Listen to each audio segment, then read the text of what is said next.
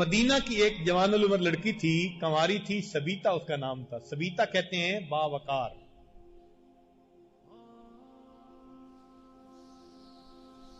وہ گزر رہی تھی اور اس نے کئی مرتبہ اس غلام کو اسی طرح بازار میں دھوپ میں کھڑے دیکھا تھا. وہ جوان بچی تھی، عورت ذات تھی، دل نرم تھا، رحم آ گیا. اس نے پوچھا سلام سے کہ اس لڑکے کو تم بیچنا چاہتے ہو؟ اس نے کہا ہاں، میں بیچنا نہیں چاہتا، میں جان چھڑانا چاہتا ہوں. کیا لوگے؟ اس نے کہا جتنے میں خریدا اور راستے میں جو اس پہ خرچ کیا، خرچہ دے دو، اسے لے جاؤ. لو جی، اس نے تھوڑی سی قیمت مانگی، سبیتا نے دے دیا اور اس لڑکے کو لے کر آ گئی. خریدتے وقت اس نے پوچھا تھا کہ یہ لڑکا ملا کہاں؟ اس نے کہا یوں تھا اور ایک ماں باپ کا بیٹا تھا اور جدا ہو گیا اور میں لے آیا. تو نرم دل لڑکی تھی، وہ سوچتی رہی کہ کتنے بچے ایسے ہوں گے جو اپنی ماں سے جدا کر دیے جاتے ہیں. یہ بھی تو کسی ماں کا بیٹا ہوگا، پتہ نہیں اس کی ماں اس کے لیے کتنا ترستی ہوگی، روتی ہوگی. اور سارا دن میں دیکھتی ہوں یہ دھوپ میں کھڑا ہوتا ہے بیچارہ، پسینہ آ رہا ہوتا ہے، پینے کو پانی نہیں، کھانے کو کوئی چیز نہیں، اس طرح اس نے اس کو رکھا ہوا ہے. تو اس نے کہا اچھا، میں گھر آتی ہوں اور میں اسی کو اپنا بیٹا بنا لوں گی اور میں شادی نہیں کروں گی. ایسا نہ ہو کہ میری اولاد کے ساتھ بھی کل یہی معاملہ پیش آ جائے.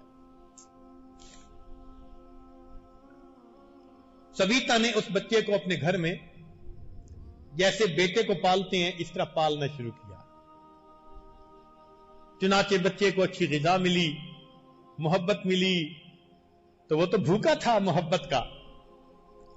اب اس کے اندر کانفیڈنس آتا گیا، اس کی گروتھ ہونی شروع ہو گئی، باڈی بھی اچھی ہوتی گئی، اس کی صلاحیتیں بھی کھلتی گئی.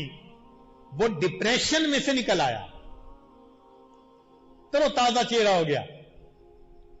اتنے میں مکہ مکرمہ کا ایک قبیلہ، وہ بھی شام گیا ہوا تھا تجارت کے لیے، اس میں ابو حذیفہ ایک صاحب تھے جو تاجر تھے مکہ کے، وہ بھی گئے ہوئے تھے. انہوں نے راستے میں مدینے میں پڑاؤ ڈالا. اللہ کی شان کہ ان کے سامنے سبیتا کا یہ واقعہ کسی نے بیان کیا تو ان کو سبیتا کی طبیعت اچھی لگی کہ رحم دل لڑکی ہے، اور اس نے احساس کیا انسانیت کی ہمدردی ہے. تو ایسے اخلاق والی کہاں ہوتی ہے کوئی لڑکی؟ تو اس نے بن دیکھے سبیتا کے والدین کو نکاح کا پیغام دے دیا. سبیتا کے والدین نے سوچا لو، قریش میں سے تاجر ہے، آ کے پیغام دے رہا ہے. انہوں نے اس پیغام کو قبول کر لیا. اب سبیتا کا نکاح ہو گیا. نکاح کے بعد ابو حذیفہ کچھ دن مدینہ میں رہے تو وہی ان کا غلام جو ان کی بیوی کے پاس تھا.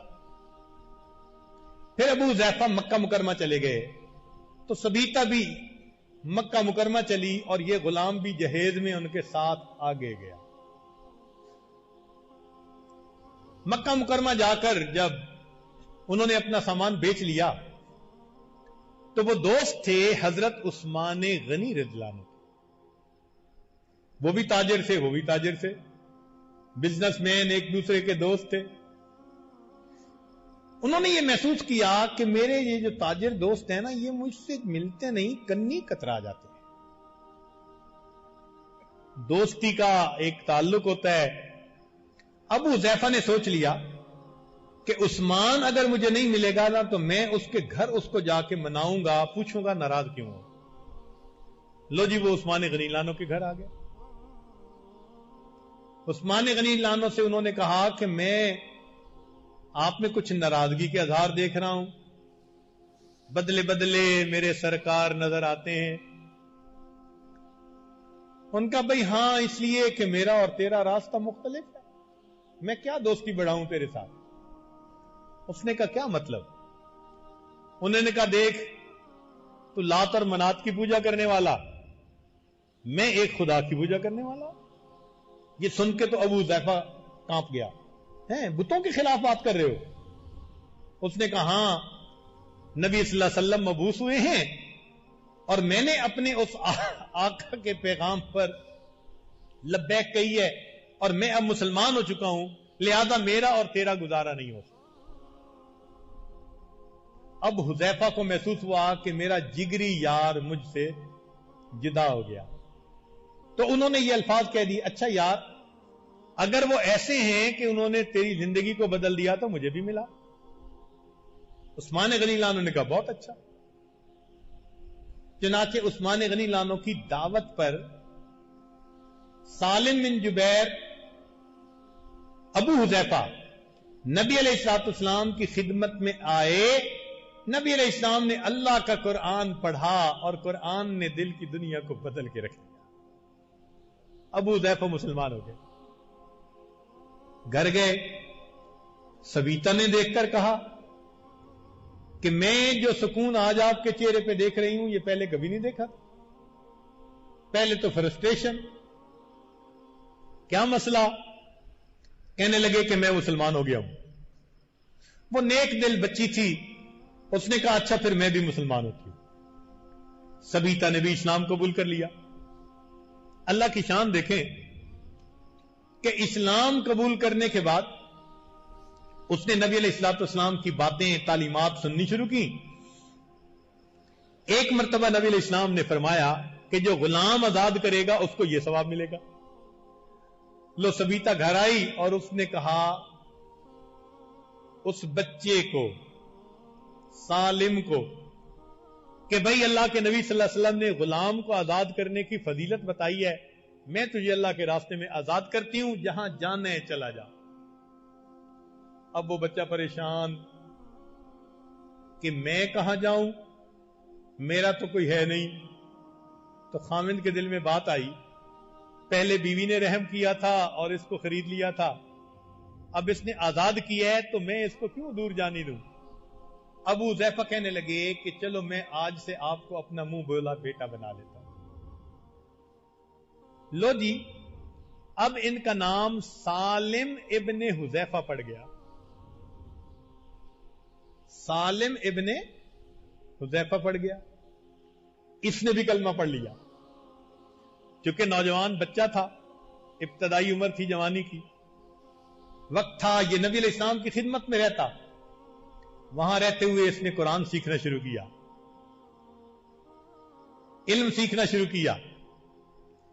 علم اس نے اتنا سیکھا کہ جب مہاجرین نے مدینہ طیبہ ہجرت کی تو مدینہ کے لوگوں کو امامت کے لیے اپنے سے بہتر قرآن کرنے والا اس سالم بن حذیفہ سے کوئی نظر نہیں آتا تھا۔ عمر رضی اللہ عنہ موجود ہیں، کتابوں میں لکھا ہے عمر بن الخطاب کی موجودگی میں ان کو مصلی کے اوپر امامت کے لیے کھڑا کیا جاتا۔ اب جب یہودی دیکھتے حیران ہو جاتے۔ سلام بن جبیرہ نکلا تو اس کی نظر پڑی سالم بن حذیفہ پر، کہتے یہ تو وہی بچہ ہے، خریدتا کوئی نہیں تھا، میں نے وہاں پر اتنے تھوڑے داموں سے خریدا، مدینے آ کے میں مصیبت میں پھنس گیا، کوئی لیتا نہیں تھا، منہ کوئی نہیں لگاتا تھا، گری چیز کی مانند تھا، کوئی اس کی قیمت نہیں تھی، یہ بچہ مسلمانوں کا امام۔ جب اس نے پوچھا کہ امام کیوں بنایا تو جواب ملا کہ ہم میں سے یہ اللہ کے قرآن کو زیادہ بہتر سیکھا ہوگا۔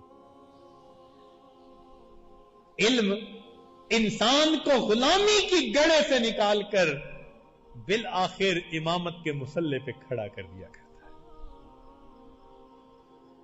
ہم اگر آج زندگی کے اندر پریشان آ لیں، پریشانیوں کے گڑھے میں دھسے ہوئے ہیں، دلدل میں دھسے ہوئے ہیں، عبادت کے راستے سے علم حاصل کریں، پھر دیکھیں اللہ رب العزت ہمیں کیسے عزتوں کے تاج پہناتے ہیں۔ اللہ تعالی ہمیں علم نافع عطا فرما دے، ہمارے پچھلے گناہوں کو اللہ معاف فرما کر पूरी जिंदगी इस इल्म पर अमल करने की और इसी को पूरे आलम में फैलाने की तौफीक अता फरमाए। व आखिरु दावाना अनिल हम्दुलिल्लाहि रब्बिल आलमीन।